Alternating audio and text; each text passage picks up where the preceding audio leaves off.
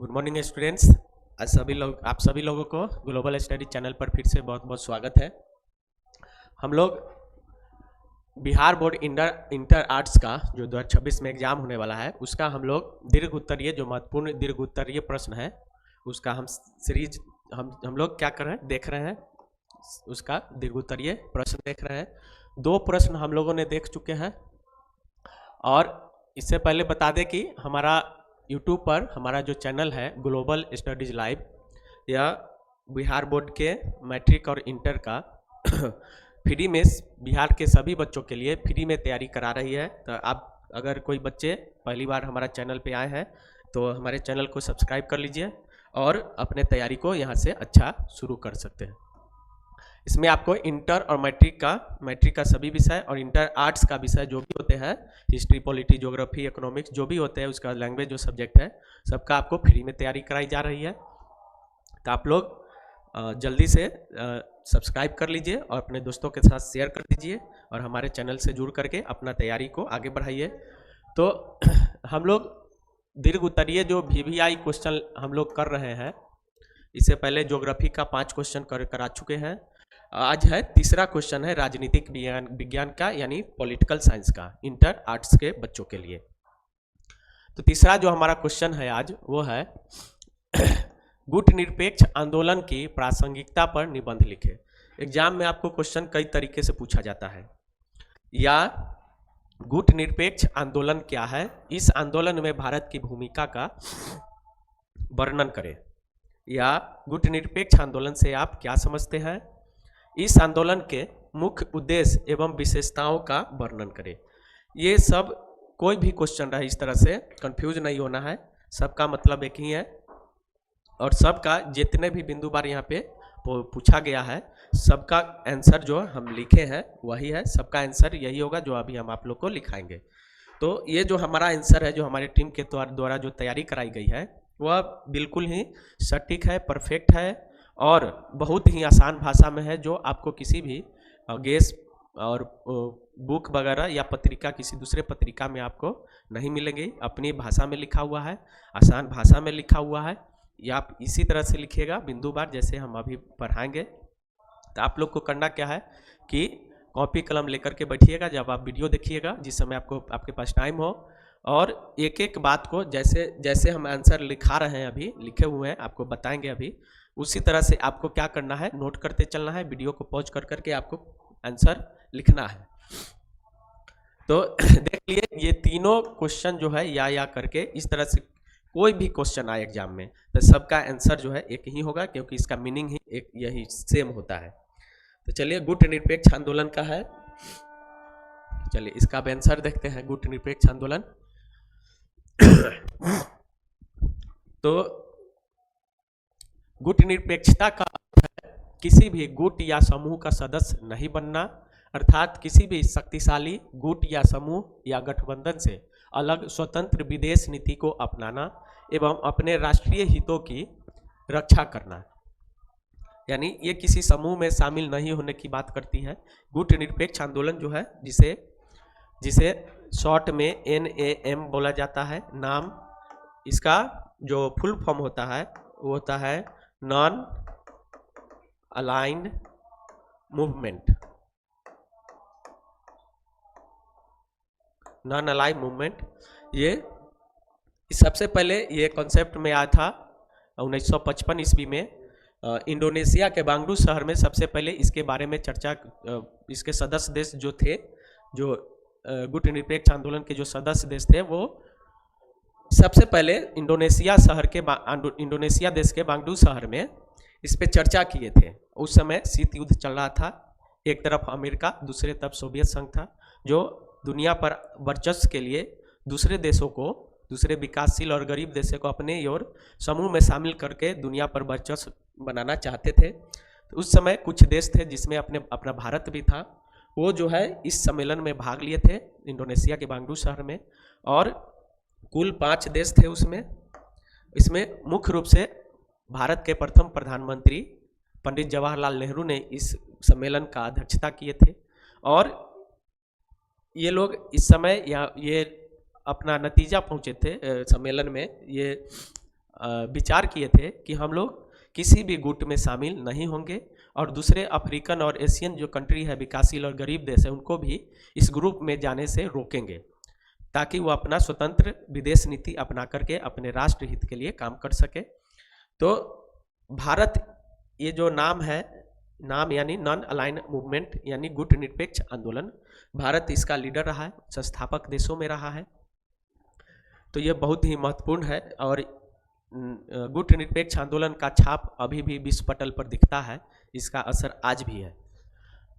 तो यहाँ तक देख लिए कि अलग स्वतंत्र विदेश नीति को अपनाना, सब बात आप लिखते चलिएगा लाइन बाय लाइन, बीच बीच में हम इसका की पॉइंट आपको समझाते चलेंगे।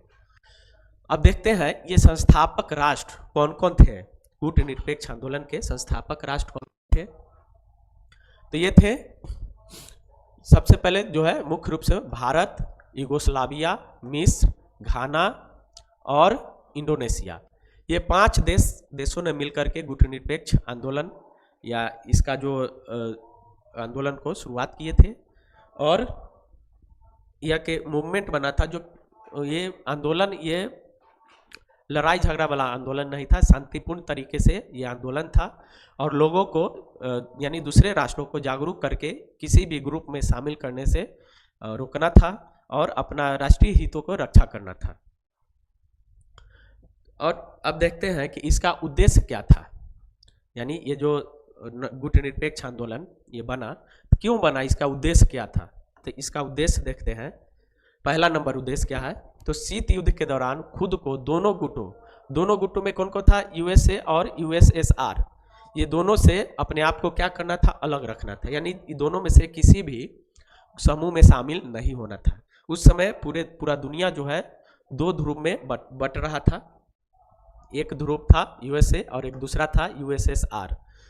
तो शीत युद्ध के दौरान खुद को दोनों गुटों से अलग रखना था। दूसरा है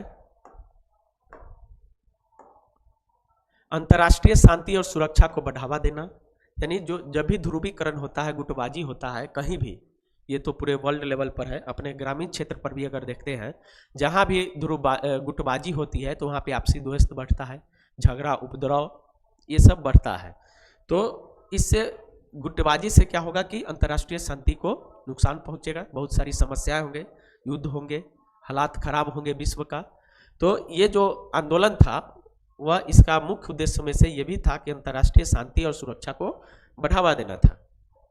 तीसरा उद्देश्य था कि राष्ट्रीय हितों के लिए स्वतंत्र विदेशी अपनाना, यानी जो राष्ट्र इसमें शामिल नहीं होंगे, इस समूह के मेंबर यानी सदस्य नहीं बनेंगे, वो स्वतंत्र रूप से अपना विदेश नीति निर्धारण कर सकते हैं, खुद से निर्णय ले सकते हैं कि हमें किस देश के साथ कौन सा समझौता करना है, व्यापार नीति अपना खुद का होगा, यानी जो भी उनको निर्णय लेना है वह स्वतंत्र रूप से ले सकते थे और दुनिया के किसी भी राज्य से, किसी भी देश से वो समझौता कर सकते थे, व्यापार समझौता हो या जो भी प्रकार का समझौता हो वो कर सकते हैं। चौथा है सदस्य देशों के बीच आर्थिक सहयोग को बढ़ावा देना, चूँकि जो भी ये देखे हैं, ये जो संस्थापक देश रहा है, ये सभी जो है अफ्रीकन और एशियन देश है, जो या तो विकासशील है या गरीब राष्ट्र है। तो विकासशील और गरीब राष्ट्र होने के कारण इस आंदोलन के जो सदस्य देश थे उनका यह भी एक उद्देश्य था कि हमारा जो सदस्य देश है और बाकी जो दूसरे राष्ट्र है जो गरीब और विकासशील है, उन सदस्य देशों के बीच आर्थिक सहयोग को बढ़ावा देना, यानी आपस में सहयोग करके आर्थिक तरक्की करना, अपने देश के नागरिकों के हितों की रक्षा करना था। पांचवा है विकसित एवं विकासशील गरीब देशों के बीच असमानता को कम करना। ये भी बहुत बड़ा इम्पोर्टेंट महत्व है ये इस पॉइंट में कि विकसित देश जो पूरी तरह से विकसित है, धनी है, अमीर है, संसाधन की कमी नहीं है, उन देशों के बीच, और विकासशील और गरीब देश जो विकासशील है और जो गरीब है, जैसे विकासशील में अधिकतम जो एशियाई कंट्री है और गरीब में अधिकतम अफ्रीकन कंट्री है, तो उन सभी देशों के बीच यानी विकसित और विकासशील गरीब देशों के बीच जो असमानता था उसको कम करना था, ये भी इसका उद्देश्य था। तो असमानता किस आधार पर, तो सामाजिक, शैक्षणिक, आर्थिक, राजनैतिक जो भी कमी था, जो भी असमानता था, उसको खत्म करना था और सबको इक्वलाइजेशन करना था, जो अभी तक हो नहीं पाया है।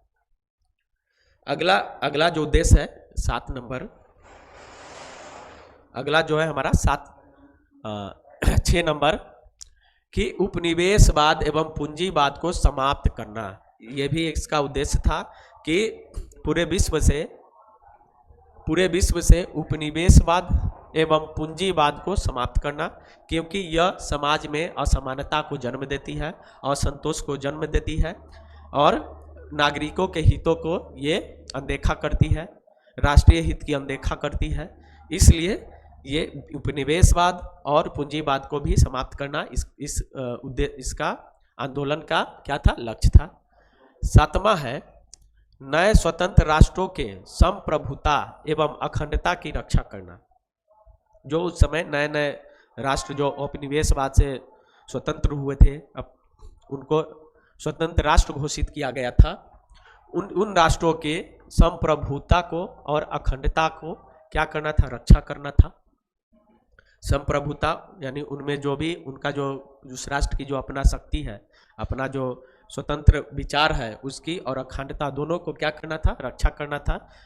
यानी ये भी इसका उद्देश्य था। तो इस तरह से हम कुल 7 उद्देश्य देखे गुटनिरपेक्ष आंदोलन का। आपको इसी तरह से पॉइंट बना करके लिखना है, जैसे हम लिखे हुए उसी तरह से आपको बिंदुवार स्पष्ट रूप से आपको लिखना है। अब आगे देखते हैं गुटनिरपेक्ष आंदोलन की ऐतिहासिक पृष्ठभूमि, यानी अब इसका इतिहास देखते हैं, किस प्रकार ये अस्तित्व में आया था गुटनिरपेक्ष आंदोलन। तो देखते हैं कि गुटनिरपेक्ष आंदोलन की शुरुआत 1955 के बाडुंग सम्मेलन से हुआ था। बाडुंग कहाँ है, अभी बताए हैं। बाडुंग जो है यह इंडोनेशिया के, बाडुंग जो है इंडोनेशिया का क्या है, इंडोनेशिया का एक शहर है। कहाँ कहाँ है, इंडोनेशिया का शहर है। और इंडोनेशिया की राजधानी पता होगा जकार्ता है, जहाँ पे सुनामी, बहुत ही भयंकर सुनामी आई थी कुछ साल पहले और बहुत सारे लोगों की मृत्यु हुई थी। उसी इंडोनेशिया देश में एक शहर है जिसका नाम है बाडुंग। उसी शहर में 1955 में एक सम्मेलन हुआ। इस आंदोलन की औपचारिक स्थापना 1 सितंबर 1961 ईस्वी को बेलग्रेड यानी यूगोस्लाविया सम्मेलन में हुआ। अर्थात इस पर जो विचार विमर्श हुआ प्रथम बार 1955 में हुआ इंडोनेशिया के बागडुंग शहर में, और इस पर लोगों ने जो भी सदस्य देश सम्मेलन में भाग लिए थे आपसी विचार विमर्श करके निष्कर्ष पर पहुंचे कि हमें इस आंदोलन को आगे बढ़ाना है। तो 1955 से लेकर 6 साल बाद यानी 1961 में औपचारिक रूप से 1 सितंबर 1961 ईस्वी को यूगोस्लाविया का एक शहर है बेलग्रेड, उसी शहर में इस सम्मेलन फिर से सम्मेलन रखा गया। सभी सदस्य देश पहुंचे, सम्मेलन हुआ, मीटिंग हुआ, बातचीत हुआ और आधिकारिक तौर पर इसका क्या हुआ, स्थापना हुआ। यानी गुटनिरपेक्ष आंदोलन का 1 सितंबर 1961 ईस्वी को यह आधिकारिक तौर पर विश्व पटल पर आया, अस्तित्व में आया। तब से ये क्या हुआ, इसका जन्म हुआ आधिकारिक तौर पर। उसके आगे देखते हैं कि गुटनिरपेक्ष आंदोलन के जनक भारत के प्रथम प्रधानमंत्री पंडित जवाहरलाल नेहरू को माना जाता है। बताए हैं कि यही सभी लोगों को एकजुट करके विचार विमर्श करके इस आंदोलन को क्या किए थे, जन्म दिए थे। इस आंदोलन की शुरुआत 1 सितंबर 1961 को बेलग्रेड है, यहाँ पे क्या हो जाएगा, बेलग्रेड, टाइपिंग मिस्टेक है थोड़ा, बेलग्रेड शहर 1961 को बेलग्रेड शहर में जहाँ पे सम्मेलन हुआ था, बेलग्रेड सम्मेलन से हुआ था। यह आंदोलन मुख्य रूप से विकासशील देशों द्वारा शांतिपूर्ण ढंग से शुरू किया गया था। शीत युद्ध के दौरान दुनिया 2 गुटों में केंद्रित, आगे देखते हैं, 2 गुटों में केंद्रित हो रहा था, जिसमें एक तरफ संयुक्त राज्य अमेरिका एवं दूसरे तरफ सोवियत संघ जैसे शक्तिशाली राष्ट्र 2 गुटों का निर्माण कर रहे थे। दोनों राष्ट्र अन्य विकासशील एवं गरीब राष्ट्रों को अपने गुट में अपने गुट में शामिल करना चाहते थे ताकि दुनिया पर अपना वर्चस्व बना सके। यानी वर्चस्व की लड़ाई थी, जिसके कारण दो गुटों का निर्माण हुआ। इन दोनों गुटों से अपने आप को बचाने के लिए या अलग रखने के लिए सदस्य देशों द्वारा गुट निरपेक्ष आंदोलन की शुरुआत की गई। ये इसका ऐतिहासिक पृष्ठभूमि है, आपको इसी तरह से लिखना है बिल्कुल। अब देखते हैं आगे, गुट निरपेक्ष आंदोलन में भारत की भूमिका, यानी इस आंदोलन में भारत की क्या भूमिका रही है। तो पहली पता है कि भारत इसका सर्व प्रमुख इसका क्या था, सदस्य था। भारत इसमें बढ़ चढ़ के हिस्सा लिया और इस आंदोलन को जन्म देने में भारत के प्रथम प्रधानमंत्री पंडित जवाहरलाल नेहरू का बहुत बड़ा योगदान रहा है। तो पहला जो भारत का भूमिका है, पहला पॉइंट देखते हैं, भारत गुट निरपेक्ष आंदोलन का संस्थापक देश रहा है। दूसरा, भारत ने एशिया और अफ्रीका के विकासशील देशों के बीच एकता को बढ़ावा दिया। तीसरा, भारत ने दुनिया में शांतिपूर्ण सह अस्तित्व एवं संप्रभुता का समर्थन किया। चौथा, भारत ने दुनिया के अन्य राष्ट्रों के राष्ट्रीय हितों के लिए स्वतंत्र विदेशी नीति का समर्थन किया। पांचवा, भारत ने रंग भेद का विरोध किया एवं रंग भेद आंदोलन का समर्थन भी किया। छठा, भारत ने दुनिया से गरीबी उन्मूलन का भी समर्थन किया। ये सभी भारत का भूमिका है इस आंदोलन में। तो भारत जो है पूरे विश्व के विकासशील और गरीब देशों के भलाई के लिए ये बहुत उनका योगदान रहा है। भारत के प्रधानमंत्री पंडित जवाहरलाल नेहरू का, इनका बहुत ही अच्छा सराहनीय योगदान रहा है, जिसका छाप आज भी पूरे विश्व पटल पर दिखाई देता है। और यही कारण है कि भारत अभी भी किसी भी गुट में नहीं है। वह अमेरिका से भी समझौता करता है और रूस से भी समझौता करता है, जिससे भी चाहे। भारत स्वतंत्र राष्ट्र है, संप्रभु है, वह किसी के अधीन नहीं है। और इस सब का देन है ये गुट निरपेक्ष आंदोलन जो पंडित जवाहरलाल नेहरू ने बना करके गए हैं। तो यही कारण है कि हम अभी स्वतंत्र है, किसी से भी हम किसी भी एग्रीमेंट, कोई भी बिजनेस व्यापार, कोई किसी भी तरह का व्यापार का समझौता हम किसी देश से हम स्वतंत्र रूप से कर सकते हैं। हम पर किसी का दबाव नहीं है, हमें कोई रोक नहीं सकता है। तो ये देख लिए हम लोग। अब देखते हैं निष्कर्ष कि इस प्रकार गुट निरपेक्ष आंदोलन वैश्विक शांति, ध्यान देना है, इस प्रकार गुट निरपेक्ष आंदोलन जो है वैश्विक शांति, स्वतंत्रता एवं अखंडता बनाए रखने के लिए एक महत्वपूर्ण अंतर्राष्ट्रीय मंच बना। इस आंदोलन में भारत की महत्वपूर्ण भूमिका रही है। यह आंदोलन मानवीय समस्याओं से निपटने और लोकतंत्र जैसे मूल्यों को बढ़ावा देता है। तो इस तरह से ये क्वेश्चन हमारा जो आज का तीसरा नंबर है, बहुत ही महत्वपूर्ण क्वेश्चन है ये। आप लोग इसको खूब बढ़िया से लिख करके याद कीजिएगा, क्योंकि कई दफ़ा पूछ चुका है बोर्ड में, इंटर बोर्ड में, इसलिए इसको खूब बढ़िया से लिखिएगा। अगर याद ना हो तो सुबह में उठ करके 2 बार 4 बार इसको लिखिएगा, 2 बार 4 बार, और सप्ताह में 1 बार रिविजन कीजिएगा। आपको 100% आपको याद हो जाएगा। अगर ये क्वेश्चन इसको आने का बहुत ज़्यादा चांस है, बहुत ही इंपॉर्टेंट क्वेश्चन है। अगर ये आप इस तरह से लिखते हैं तो आपको इस क्वेश्चन के लिए आपको फुल मार्क्स, एकदम 100% आपको फुल मार्क्स मिलेगा। तो सभी बच्चे को एक बार ऊपर से स्क्रॉल करके आप लोग वीडियो पॉज करके आप लोग लिख लीजिएगा। ऊपर से स्क्रॉल कर दे रहे हैं, कॉपी कलम लेकर के बैठिएगा। ये क्वेश्चन है और यहाँ से आंसर है। पॉज कर करके आप लोग लिख लीजिएगा, उद्देश्य से फिर देख लीजिए आंदोलन के पृष्ठभूमि तक, इसको देख लीजिए। पॉज कर करके आप लोग लिख लीजिएगा। चलिए 5 पॉइंट तक देख लीजिए, फिर 5 से आगे चलिए। ठीक है, आप लोग अच्छे से लिखिए, फिर हम अगला क्वेश्चन लेकर के आते हैं जो बहुत ही महत्वपूर्ण है। तब तक के लिए थैंक यू, धन्यवाद।